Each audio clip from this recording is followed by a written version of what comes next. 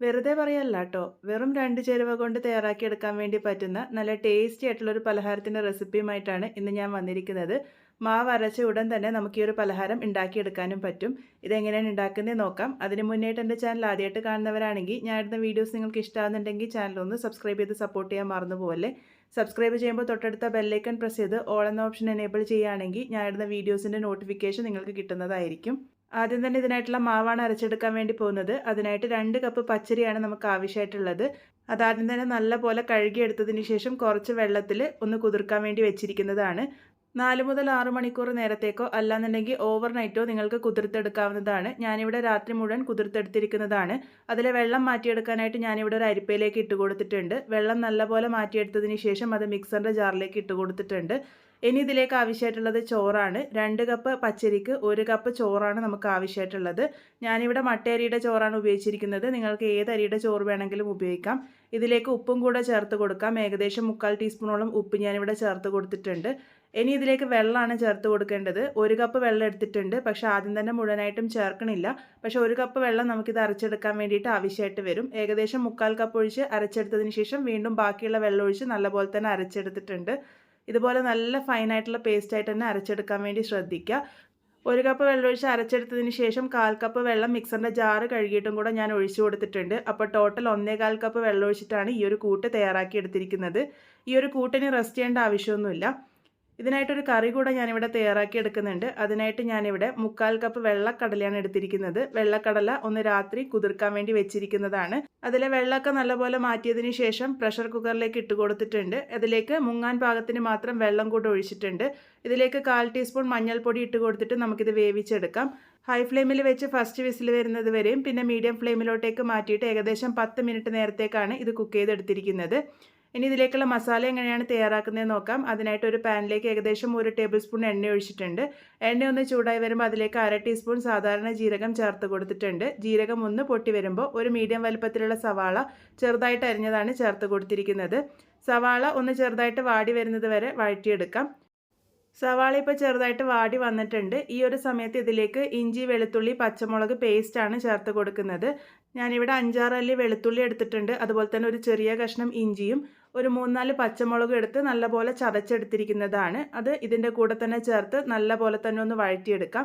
ആ ഒരു ചേർത്ത് കൊടുത്തിരിക്കുന്ന ഇഞ്ചിയുടെയും വെളുത്തുള്ളിയുടെ ഒക്കെ പച്ചമണം മാറി ഉള്ളിയൊക്കെ ഒന്ന് കളറൊക്കെ മാറി ഒരു ലൈറ്റ് ഗോൾഡൻ ബ്രൗൺ കളർ ആകുന്നത് വരെ ഇവിടെ നന്നായിട്ട് തന്നെ വഴറ്റിയെടുത്തിട്ടുണ്ട്.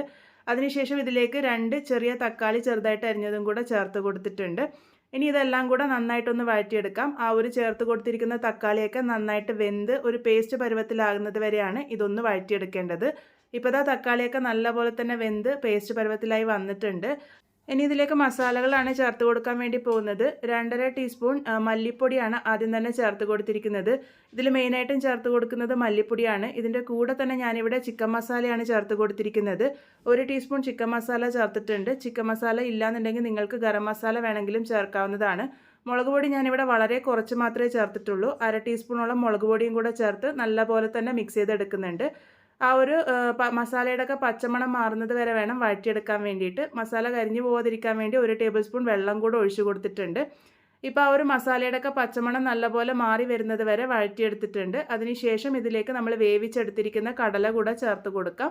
മുഴുവനായിട്ടും ആ വെള്ളത്തോട് കൂടിയിട്ട് തന്നെ ചേർത്ത് കൊടുത്തോളൂ. അതിനുശേഷം നല്ലപോലെ തന്നെ ഒന്ന് മിക്സ് ചെയ്തെടുക്കാം. ഇതിലേക്ക് ഇനി കുറച്ചും കൂടെ വെള്ളം ചേർത്ത് കൊടുക്കേണ്ടി വരും. അത് നിങ്ങൾക്ക് എത്രയാണോ ഗ്രേവി ആവശ്യമായിട്ടുള്ളത് അതിനനുസരിച്ച് മാത്രം വെള്ളം ചേർത്ത് കൊടുത്താൽ മതി. ഞാനിവിടെ 1/2 കപ്പ് വെള്ളം ഒഴിച്ചു കൊടുത്തിട്ടുണ്ട്. അതിനുശേഷം നല്ലപോലെ തന്നെ മിക്സ് ചെയ്തെടുക്കാം. ഇനി ഇതിലേക്ക് ഉപ്പ് ചേർത്ത് കൊടുക്കണം. നമ്മൾ ഇതുവരെയായിട്ടും ഉപ്പ് ചേർത്ത് കൊടുത്തിട്ടില്ല. ഏകദേശം 1 ടീസ്പൂണോളം ഉപ്പ് ഞാനിപ്പോൾ ചേർത്ത് കൊടുത്തിട്ടുണ്ട്. ബാക്കി നമുക്ക് നോക്കിയിട്ട് അവസാനം ചേർത്ത് കൊടുക്കാവുന്നതാണ്. ഇനി ഇതെല്ലാം കൂടെ നന്നായിട്ട് യോജിപ്പിച്ച് ഇതൊന്ന് നന്നായിട്ടൊന്ന് കുക്കായി കിട്ടുന്നത് വരെ വെയിറ്റ് ചെയ്യാണ് വേണ്ടത്. ഗ്രേവിയൊക്കെ ഒന്ന് തിക്കായിട്ട് കിട്ടണം. ആ ഒരു സമയം വരെ നമുക്കിതൊന്ന് വേവിച്ചെടുക്കാം. ഇപ്പോൾ ഇതാ എല്ലാം കൂടെ നന്നായി കുറുകിയ പരുവത്തിലേക്ക് ആയി കിട്ടിയിട്ടുണ്ട്. ഈ ഒരു പാകത്തിനാവുന്നത് വരെയാണ് ഇത് വേവിച്ചെടുക്കുന്നത്. ഇനി ഇതിലേക്ക് ഏറ്റവും അവസാനമായിട്ട് 1/2 ടീസ്പൂൺ പഞ്ചസാര കൂടെ ചേർത്ത് കൊടുക്കുന്നുണ്ട്. പഞ്ചസാര ചേർത്ത് കൊടുക്കുമ്പോൾ രുചി ഒന്നും കൂടെ കൂടും. ഇതുവരെ ചേർത്തിട്ടില്ലെങ്കിൽ എന്തായാലും ട്രൈ ചെയ്ത് നോക്കൂ. ഇതിലേക്ക് കുറച്ച് കറിവേപ്പില ചെറുതായിട്ട് അരിഞ്ഞതും കൂടെ ചേർത്ത് നല്ലപോലെ മിക്സ് ചെയ്തെടുക്കുന്നുണ്ട്.